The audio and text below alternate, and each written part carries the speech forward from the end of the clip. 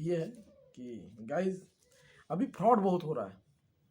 अभी क्या है आप बोलेंगे, मैंने कल क्या किया कि रात में 8:30 बजे मेरे को एक मैसेज आया कि सर क्या आप अपने चैनल यूट्यूब को मोनेटाइज करना चाहते हैं, फेसबुक या इंस्टाग्राम को।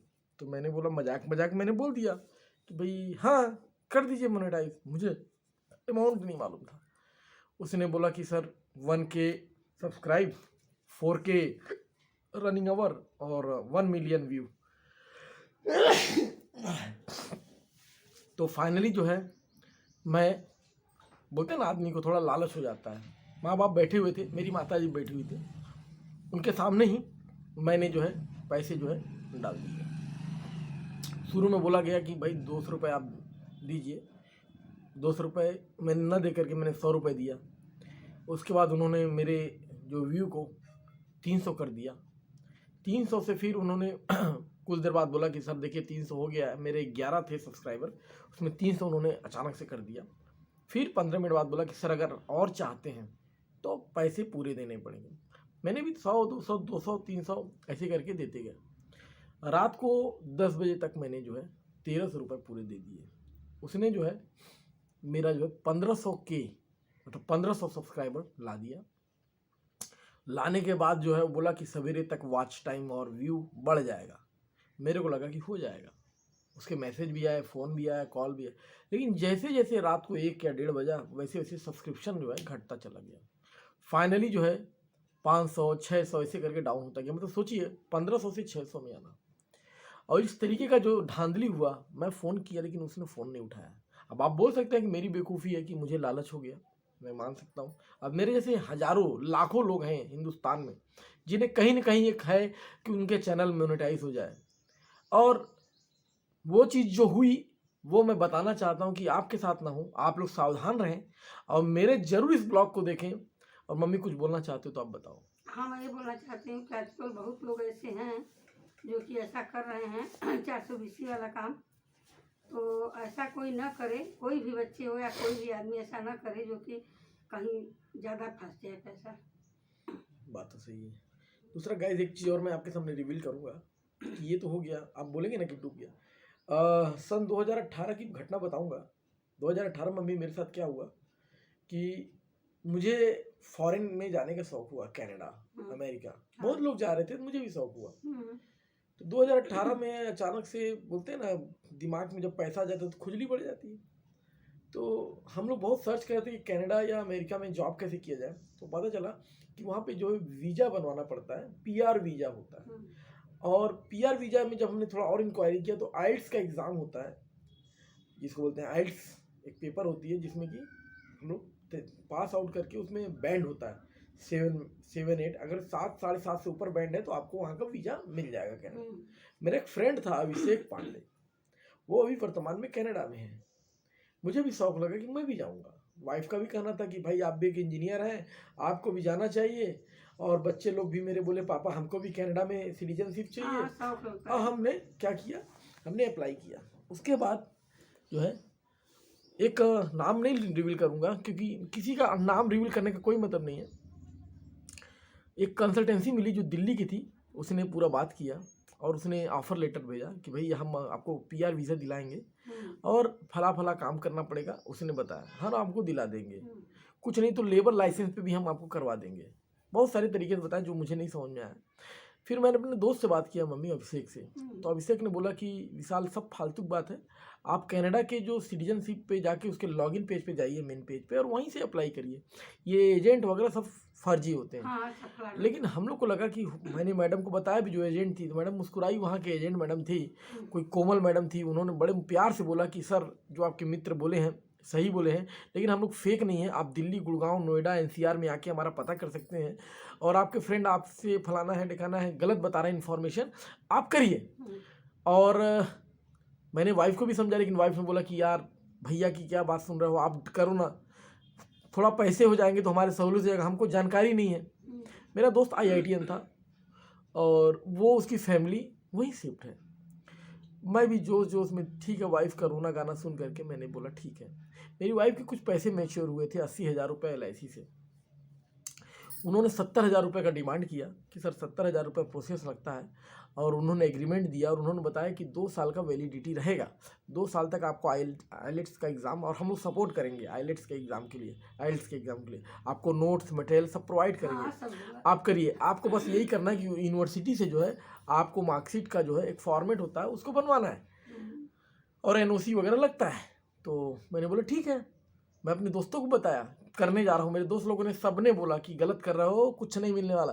लेकिन होता ना एक विश्वास कि क्या इस पूरे दुनिया में सभी किसी फ्रॉड की है। बात नहीं मानी। मम्मी किसी की बात नहीं माना, जैसे बोलते ना कि अपने को जानकारी है, सब बोल रहे हैं कि पांडे जी मत करिए, लेकिन बोलते ना सर पे भूत सवार। मुझे लगा कि देखिए मैं तो इतना बुरा इंसान हूँ नहीं, मुझे लगा कि हो सकता है वो लड़की सही बोल रही हो। फिर क्या, मेरी वाइफ भी बोल रही है। फिर हमने उसके प्रोफेशनल से बात किया, सुपीरियर से बात किया, उन्होंने बोला सर कोई बात नहीं है, ऐसा कोई दिक्कत नहीं है। हमने बात किया, मीठी मीठी बातों में फंस गए, और हमने 70,000 रुपये दे दिए। 70,000 रुपये देने के बाद 1 महीने बाद जो उसका रिप्लाई था, उसका कॉल आना बंद हो गया। उसके बाद किसी सुपीरियर दूसरे पर्सन का आने लगा, और वो बोली कि ये बनाओ। हमने सब कुछ मार्कशीट वगैरह रेडी करके यूनिवर्सिटी से एनओसी ले करके रेडी करने के बाद बोली सर आइलेट्स का एग्ज़ाम दोगे उसके बाद ही जा पाओगे। और उन्होंने वादा किया था कि आपको मोटेल प्रोवाइड करेंगे, पास होने का तरीका बताएंगे, लेकिन उन्होंने कुछ नहीं दिया दोस्त। और मम्मी फाइनली ये हुआ कि उस समय 2020 तक ये चला प्रोसेस, और 2020 में क्या हुआ, 21 में फिर कोविड आ गया। कोविड आया तो उन्होंने बोला 6 महीने का मैं एक्सटेंड कर दे रही हूँ। उनको मालूम था कि कुछ होने जा नहीं। अब बताइए गाइस कि 6 महीना में उस कोविड के महामारी में आदमी जाता कैसे, तैयारी कैसे करता।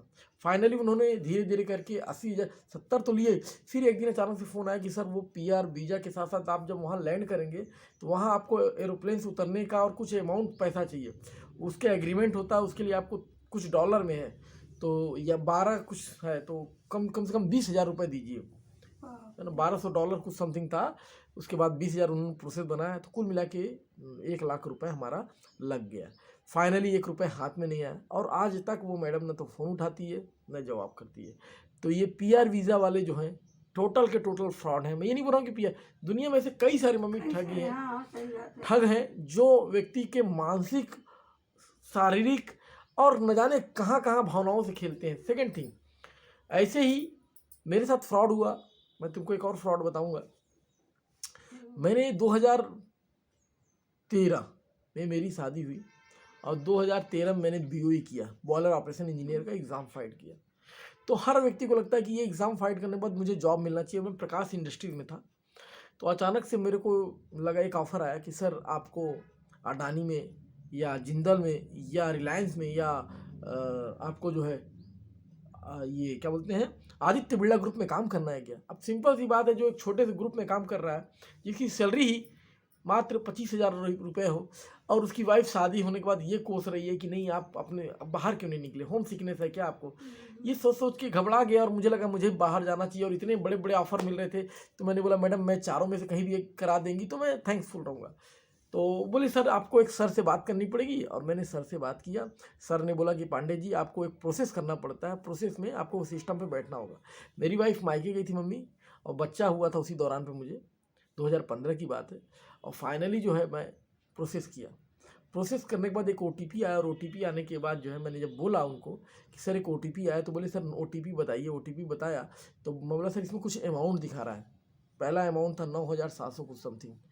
तो उन्होंने बोला कि सर प्रोसेस करिए। मैंने किया, मुझे नहीं मालूम था कि 9,700 कटेंगे क्या। तो पहला अमाउंट डिडक्ट हो गया 9,700 का, मम्मी तुरंत कट गया, अकाउंट से खाली हो गया। फिर बोला सर आगे बढ़िए। मैं बोला सर मैसेज आ रहा है, कट गया। उस वक्त एंड्रॉयड मैं रखता नहीं था बहुत ज़्यादा, तो मैं बोला सर मैसेज आ रहा है सर। बोले कोई बात नहीं पांडे जी, प्रोसेस का फीस होता है, आपको मिल जाएगा, आप आगे बढ़ गए, आगे बढ़िए, ज़्यादा पैसा अब नहीं कटेगा। मैं बोला ठीक है। अब अगला जो था फिर आगे बढ़ा, आगे बढ़ने के बाद प्रोसेस जब किया तो बोले 6,500। बोले सर 6,500 दिखा रहा है, पैसे कट जाएंगे। बोले नहीं कटेंगे पांडे जी, नहीं कटेंगे, विश्वास करिए। मैंने जैसे ही OTP डाला 6,500 रुपये भी कट गए। अब कट गए, अब 16,000 कट चुके थे।